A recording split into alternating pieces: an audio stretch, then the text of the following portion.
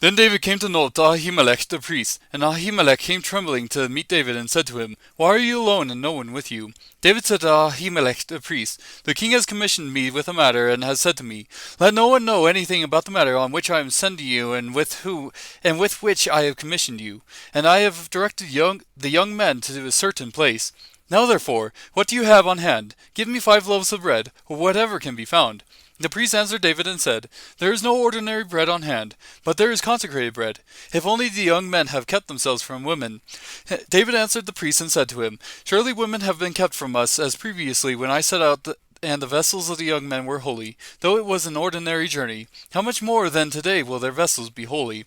So the priest gave him consecrated bread, for there was no bread there but the bread of the presence, which was removed from before the Lord, in order to put hot bread in its place when it was taken away. Now one of the servants of Saul was there that day, detained before the Lord, and his name was Doeg the Edomite, the chief of Saul's shepherds. David said to Ahimelech, Now is there not a spear or a sword on hand? For I brought neither my sword nor my weapons with me, because the king's matter was urgent.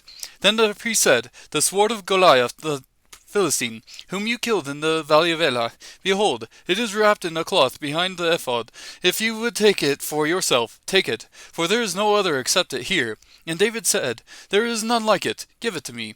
Then David arose and fled that day from Saul, and went to Achish the king of Gath.